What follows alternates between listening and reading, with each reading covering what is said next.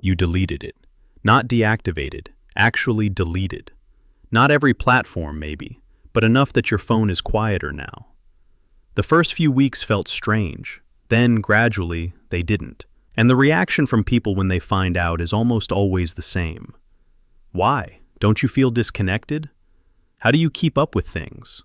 Have you tried just unfollowing people instead? As if the choice requires a detailed justification. The way quitting something harmful requires explaining, but choosing it in the first place never did. You don't feel like you're missing out in the way everyone assumes you must be. You're not antisocial. You're not making a political statement. Nothing dramatic happened. You did the quiet math at some point, what it was costing you in attention, in mood, in the low-grade anxiety of knowing it was there, and the numbers didn't add up. And when you removed it, the space it left behind felt less like loss and more like something you hadn't realized you'd been waiting for. What almost nobody talks about is that the psychology of people who make that specific decision isn't the psychology of someone who couldn't handle it. It's the psychology of someone who understood exactly what it was. Let's start with why almost everyone else stays. Because to understand what it means to leave, you have to first understand what was built to keep you. Social media platforms are not designed to be enjoyable in the way a meal or a conversation or a book is enjoyable. They are designed to be compelling in a different and more specific way. Every major platform employs teams of behavioral scientists, designers, and engineers whose singular objective is to maximize the amount of time you spend inside the product. The metrics they optimize for are not your satisfaction or your well-being. They are your attention, captured, retained, and monetized. And the tools they use to do this are not subtle once you know what you're looking at. The infinite scroll removes the natural stopping point a physical page would provide. The notification badge is engineered to create urgency around information that rarely warrants it. The like count introduces a social validation loop that activates the same reward circuitry as approval from a person you respect. None of these are accidents. All of them are documented design decisions. But here's where it gets interesting. The deepest mechanism, the one that makes the behavior genuinely compulsive rather than merely habitual, is something behavioral psychologists identified decades before social media existed. The term is variable ratio reinforcement. In the 1950s, psychologist B.F. Skinner discovered that the most powerful way to condition a behavior in any organism was not to reward it consistently, but to reward it unpredictably. A lever that sometimes delivers food and sometimes delivers nothing produces far more compulsive lever pressing than one that delivers food every time, because the uncertainty itself becomes part of the drive. The brain keeps going in anticipation of the reward that might be coming. This is the same mechanism behind gambling, behind slot machines, behind any compulsive behavior where the reward is intermittent and unpredictable. It is also, by explicit design, the mechanism behind every major social media platform ever built. Stay with me, because this is where it becomes personally specific. Picture this.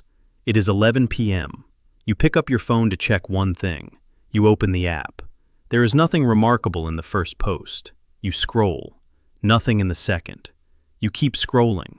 Somewhere around the 4th or 5th minute, you are watching a video of someone you have never met, in a country you have never visited, doing something you have no particular interest in.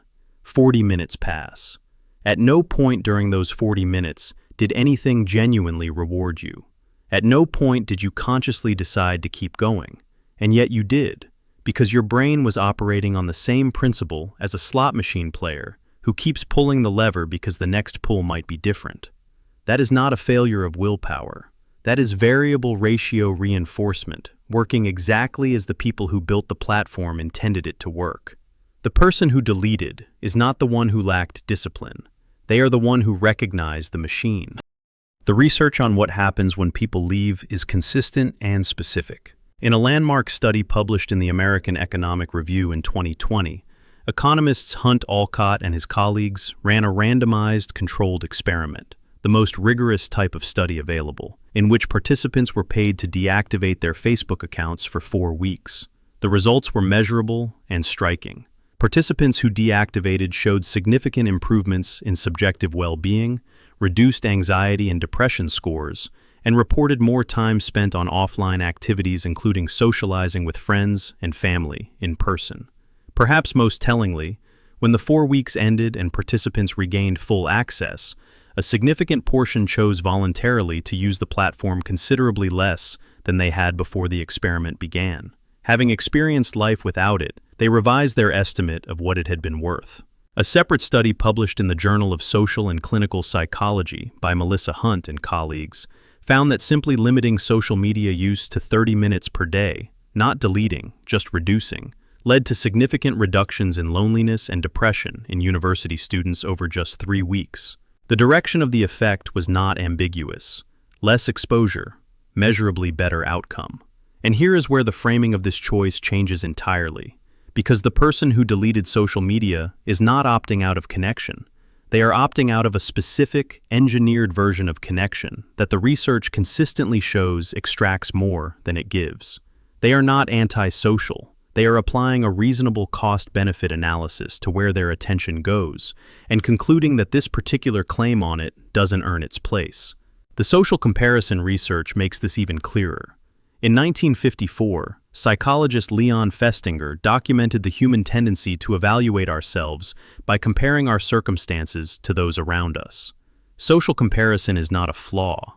It is a basic feature of how social animals navigate their position in a group. But it was designed for face-to-face communities of roughly 150 people, where you saw the full picture of everyone's life.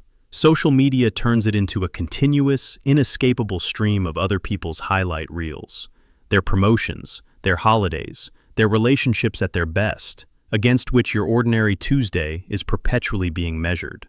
Removing that stream does not make you less informed about the world. It restores the comparison environment your psychology was actually built for. This is the part nobody says out loud. The person who deleted is not avoiding life.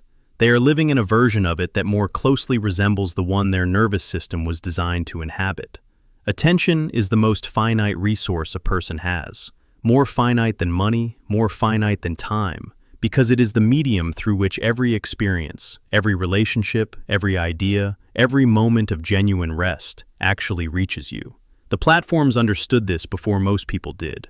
They built their entire business model around the fact that your attention, harvested at scale, was worth more than almost anything else on Earth. And for years, the deal was accepted quietly, because the cost was invisible and the benefit was immediate.